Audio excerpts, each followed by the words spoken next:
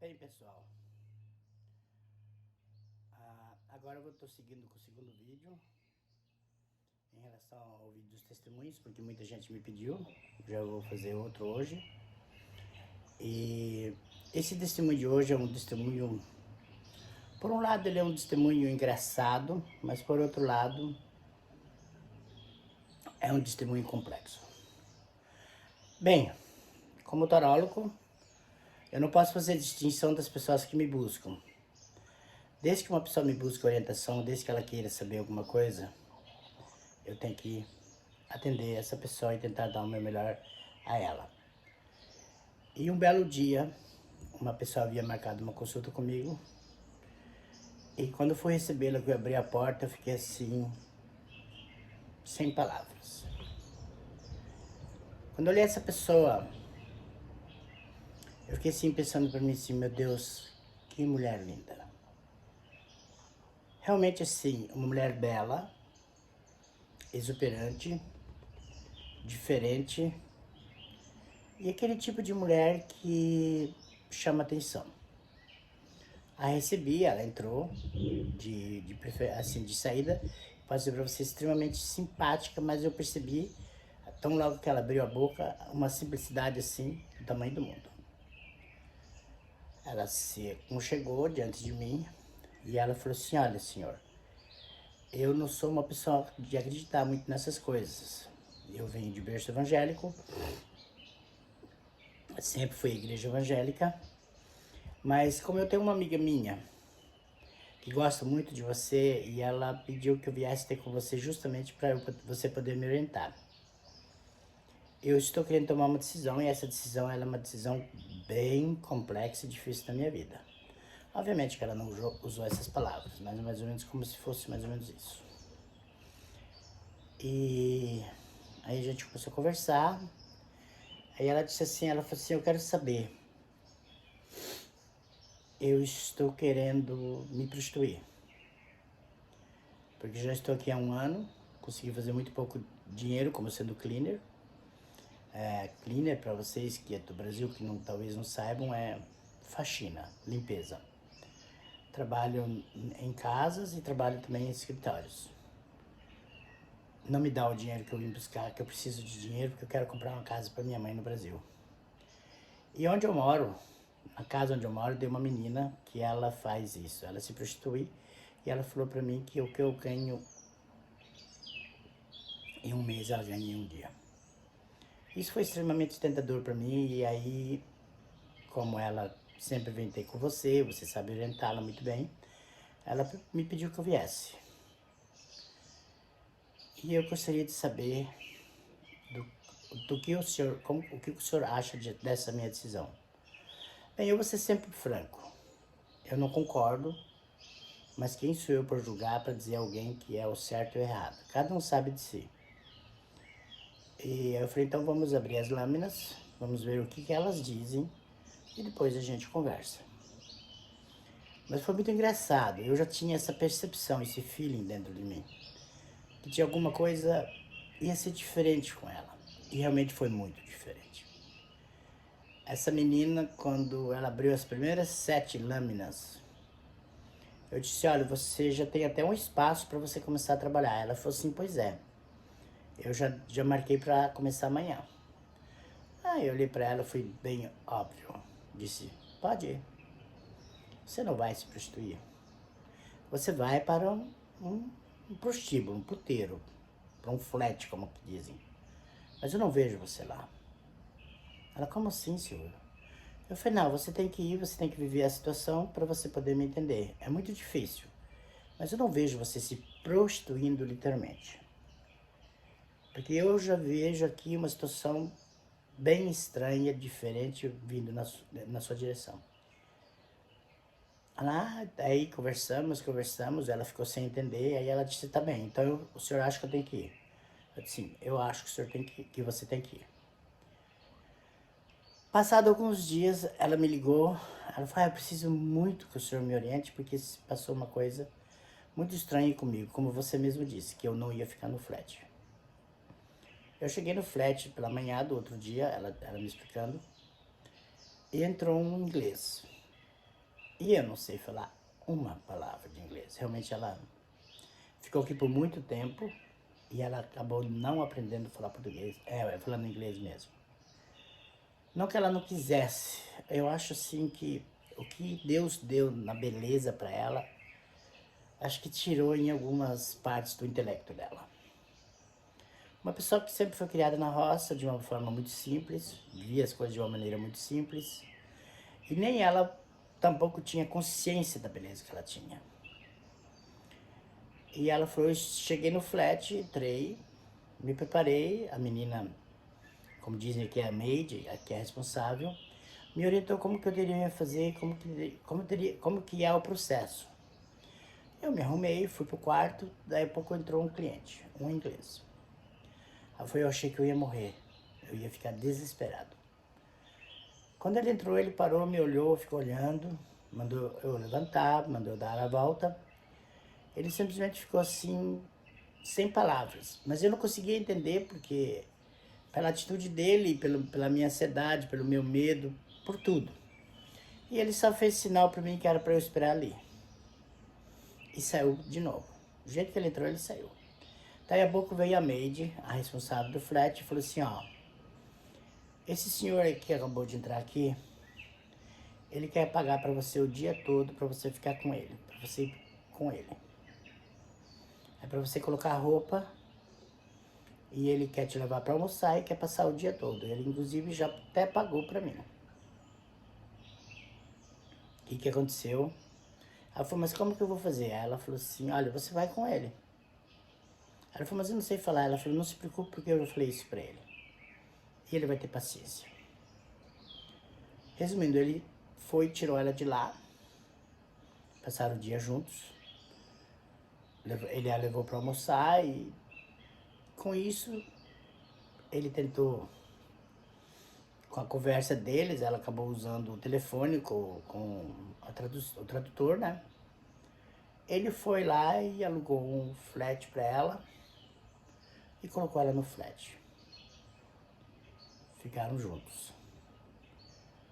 Como se diz, eu não vou poder dizer que isso é uma forma de prostituição, mas ele, divorciado, sem ninguém, inglês indeed, multimilionário, tirou-a de lá e simplesmente pôs no flat e começou a pagar tudo, estabeleceu tipo uma mesada por mês, que é o que ela achou que seria o suficiente para ela mandar para o Brasil, para ajudar a mãe dela.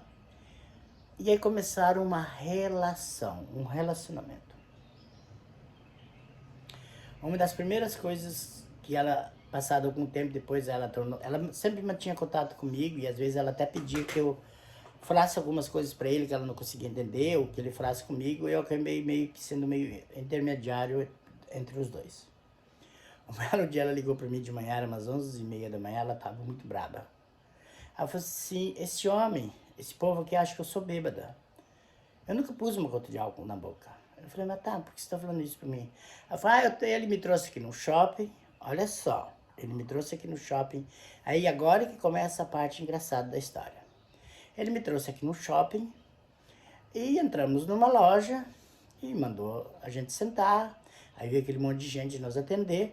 E uma mulher simplesmente trouxe uma taça de champanhe pra mim, 11 horas da manhã. Ela acha que eu sou bêbada? O que eu quero com uma taça de champanhe? Eu falei, tá, mas que loja? Onde você está? Ah, ele quer comprar umas coisas pra mim. E aí agora tem um monte de mulher aí desfilando com roupa, com bolsa, com sapato. Eu falei, mas que loja que você tá? Ela, só um pouquinho que eu vou perguntar pra ele. Aí ela perguntou. Segundo ela, era Louis Vuitton. A tradicional e carésima loja Louis Vuitton. Mas no verbo dela, na forma dela, se expressava então. Eu falei, guria, você tá nessa loja? Ela falou assim, sim. Eu falei, aproveita tudo. Pega tudo que ele quer comprar pra você, deixa ele comprar. Você tem ideia do que isso significa? Ela falou, não tem não, mas eu só sei que eu não quero beber. Eu falei, não, você não precisa beber. Faz o seguinte, leva a taça na boca, finge que você tá tomando, mas não toma. Senão, obrigado a beber. Mas faz a linha. Tá ok. Essa foi a primeira parte engraçada da história. E assim eles acabaram ficando juntos. tendo um relacionamento. Esse homem simplesmente se apaixonou por ela, porque cheguei a conhecê-lo pessoalmente, ele esteve comigo. Ele começou a fazer todas as vontades. Eu, assim, no início, eu achei que ela virou uma bonequinha para ele, como se fosse um brinquedo. Eu também não achei que não fosse nada errado, porque ele era divorciado. E assim eles começaram a ter essa relação. Esse homem chegou a ir com ela para o Brasil. Ela disse, essa segunda parte é engraçada, que eu vou explicar. Eles foram para o Brasil e ele queria conhecer toda a América Latina. Começaram pelo Brasil. Chegaram no Rio de Janeiro, ela disse assim, Silvio.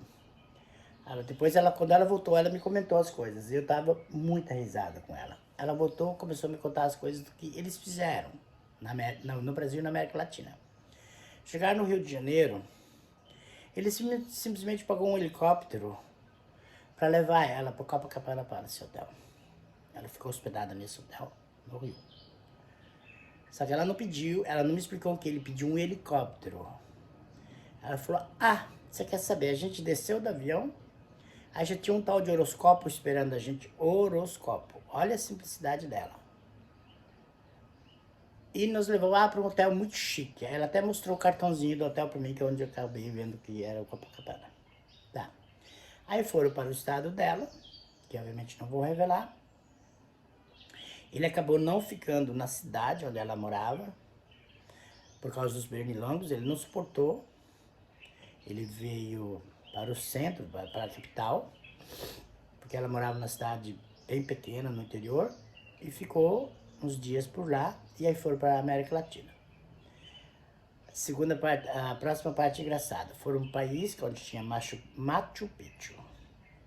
Ela, Silvio, fomos num tal de lugar aí, chama Machu Picchu, e aí era pra subir aquelas escadas, aqueles negócios tudo, eu não queria subir não. Aí esse homem tem uns gostos, umas coisas, leva a gente de cada lugar estranho, que eu nem sabia que esses lugares existiam, Silvio. Eu falei, tá, mas você tá aproveitando? Ela falou assim, eu não sei. Tudo que eu peço, tudo que eu falo pra ele faz. Ela falou assim, eu queria comprar uma casa pra minha mãe, que era porque minha mãe era viúva, e ela cuidava do meu filho, porque ela tinha um filho.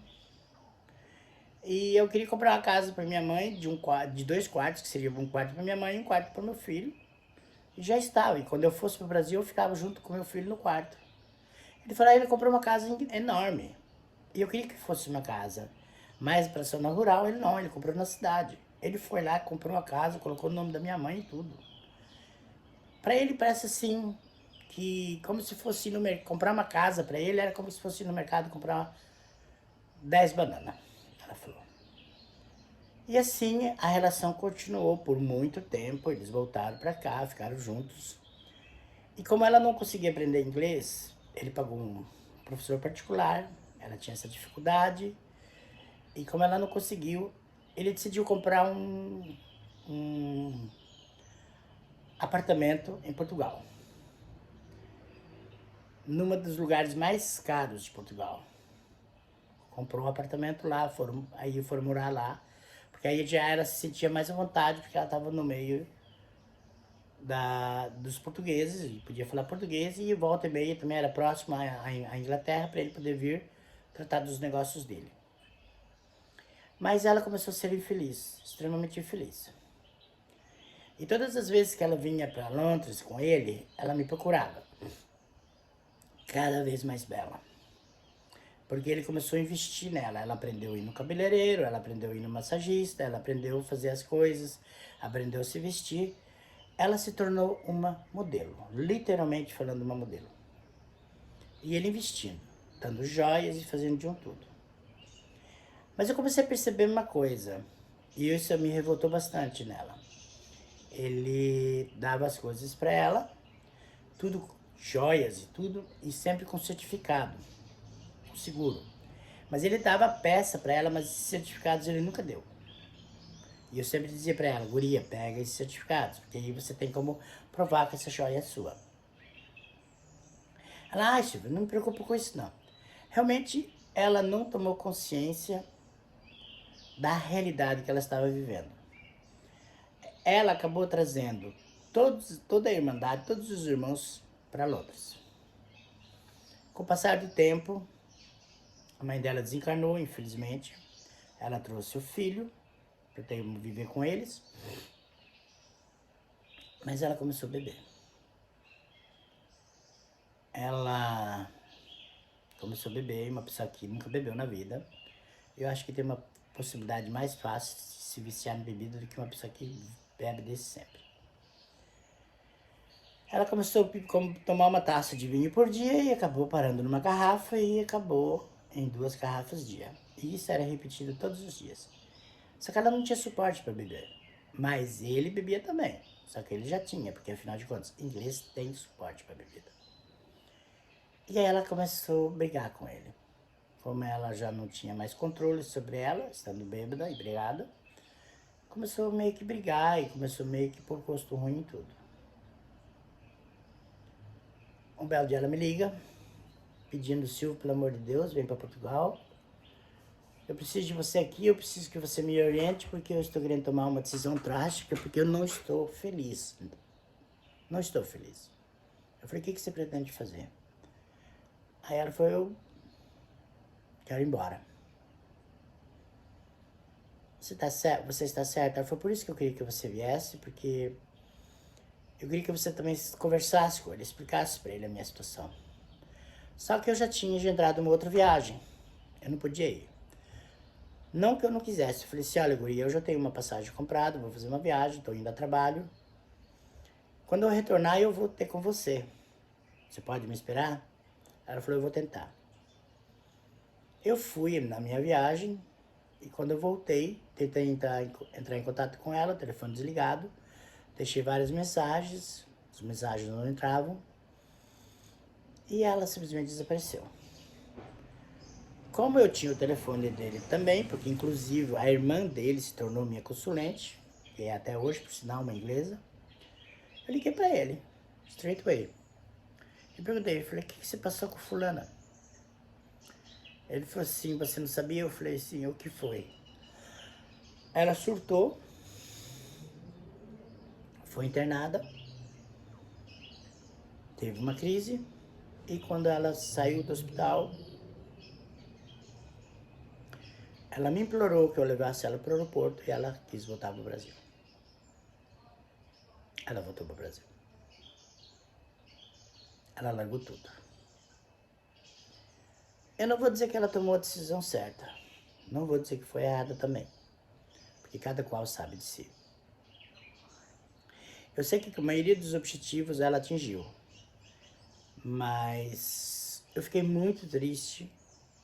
Porque ela está no Brasil ainda. Nunca mais soube notícias dela. Vai fazer agora acho que 3 anos. Que eu não tenho mais notícias dela. E uma amiga dela veio ter comigo. Aí eu perguntei pra essa amiga se ela tinha notícia. Ela falou: olha, Silvio, porque eu sei. Ela voltou para o Brasil aquela vez, surtada. E levou o filho dela junto. Chegou no Brasil. Ela voltou pro ex-marido dela, que é o suposto pai do filho. E virou evangélica novamente, passou a frequentar a igreja. E tá vivendo uma vida miserável. Não porque é evangélica. Porque esse marido, o ex-marido dela, já batia nela antes. Ela falou que eu sei que eles estão juntos e ela tá apanhando praticamente todos os dias. Esse testemunho que eu tô dando, gente, na minha concepção, ela teve essa sorte ou essa realidade para ela por um pequeno detalhe, pela simplicidade dela.